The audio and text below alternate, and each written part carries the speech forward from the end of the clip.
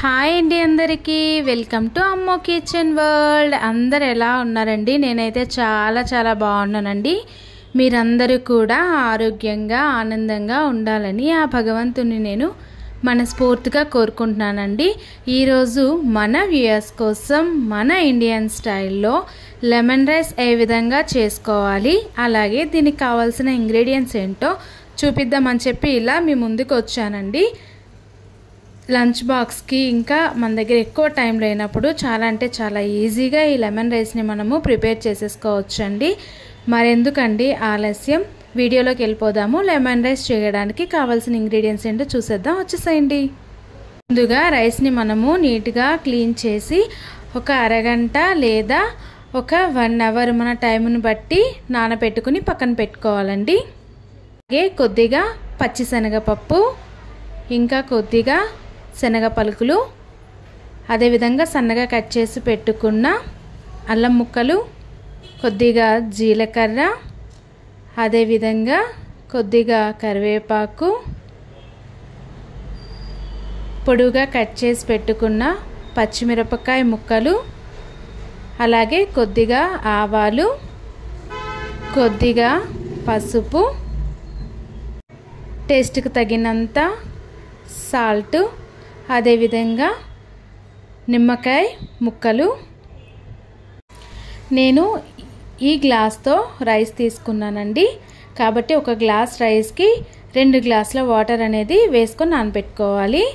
దానిలోకే మనము కొద్దిగా రైస్ నానిన తర్వాత దీనిలోకి కొద్దిగా పసుపు, అదేవిధంగా 2 టేబుల్ స్పూన్ల ఆయిల్ని కూడా యాడ్ చేసుకొని ఉడికించుకోవాలండి కదా ఫ్రెండ్స్. రైస్ అనేది ఈ విధంగా ఉడుకుతున్నప్పుడు మనము ఒకసారి ఈ రైస్ అంతటిని కూడా పసుపు కలిసే విధంగా కలుపుకొని సిమ్లో పెట్టుకొని ఉడికించుకొని పక్కన పెట్టుకోవాలండి. ఇప్పుడు ఒక ప్యాన్లోకి మనము పల్లీలను వేసి వేయించుకోవాలండి. ఈ పల్లీలు అనేది మనము హైలో కాకుండా గ్యాస్ అనేది సిమ్లో పెట్టుకొని వేయించుకున్నట్లయితే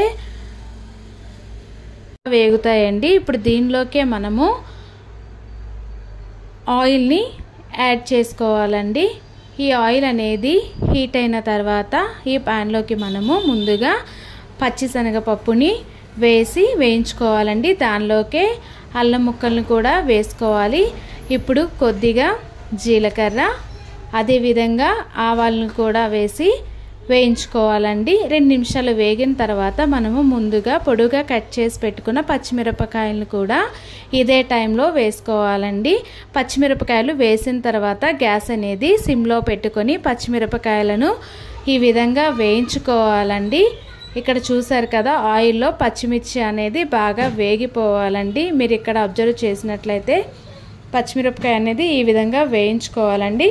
ఇప్పుడు దీనిలోకి మనము కరివేపాకును కూడా యాడ్ చేసేసుకుందామండి. కరివేపాకు వేసి ఒక 2 నిమిషాలు వేయించుకున్న తర్వాత ముందుగానే మనము వేయించి పక్కన పెట్టుకున్న పల్లీలను కూడా వేసేసుకొని ఒకసారి కలుపుకోవాలండి. దీనిలోకే ఇప్పుడు మనము ఇదే టైంలో టేస్ట్కి తగినంత సాల్ట్ను కూడా మనము యాడ్ చేసేసుకోవాలండి. చూసారు కదా, సాల్ట్ కూడా వేసేసుకున్నానండి. ఇప్పుడు ఈ సాల్ట్ అనేది వేసేసిన తర్వాత మనము ఈ ఆయిల్లో ఈ పచ్చిమిర్చికి ఇంకా పల్లీలకు పోపు అంతటికి కూడా సాల్ట్ అనేది పట్టే విధంగా ఒకసారి ఈ విధంగా కలుపుకోవాలండి. వేయించుకొని పక్కన పెట్టుకోవాలి. ఇప్పుడు మనము రైస్ని చూద్దామండి.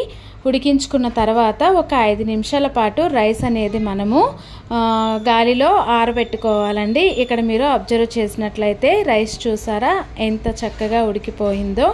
మనము ఆయిల్ ఇంకా పసుపు రైస్లోనే వేసి ఉడికించుకోవడం వల్ల రైస్ అనేది మెత్తపడకుండా ఇలాగా పొడి పొడిగా ఉంటుందండి. మీరు ఇక్కడ అబ్జర్వ్ చేసినట్లయితే ఆయిల్ వేసుకోవడం వల్ల ఈ విధంగా రైస్ అనేది ఒకదానికొకటి మెతుకు అంటుకోకుండా ఇలా పొడి పొడిగా వస్తుందండి.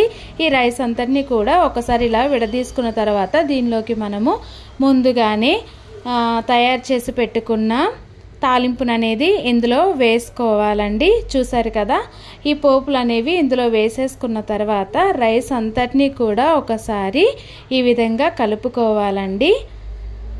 రైస్ అనేది విరిగిపోకుండా ఈ తాలింపు వేసేసిన తర్వాత సాల్ట్ ఇంకా ఈ తాలింపులు ఆయిల్ అనేది రైస్ అంతటికి పట్టేలాగా ఒకసారి రైస్ని విరిగిపోకుండా నెమ్మదిగా ఈ విధంగా కలుపుకోవాలండి. ఇప్పుడు దీనిలోకి మనము ముందుగానే రసం తీసి పక్కన పెట్టుకున్నాం కదండి నిమ్మరసాన్ని. ఇదే టైంలో తాలింపు అనేది కలిపేసిన తర్వాత నిమ్మరసాన్ని కూడా యాడ్ చేసేసుకోవాలండి. చూసారు కదా, నిమ్మరసం కూడా వేసేసుకున్నానండి.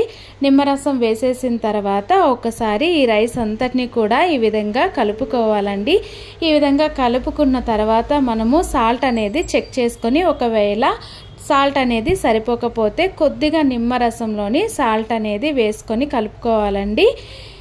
అంతేనండి, ఇంకా లెమన్ రైస్ అనేది చాలా అంటే చాలా సింపుల్గా రెడీ అయిపోయిందండి. చూసారు కదా, చాలా తక్కువ ఇంగ్రీడియంట్స్తో, మన ఇంట్లో ఉండే ఇంగ్రీడియంట్స్తో చాలా సింపుల్గా మన దగ్గర ఎక్కువ టైం లేనప్పుడు మనము ఈ విధంగా ప్రిపేర్ చేసుకోవచ్చండి.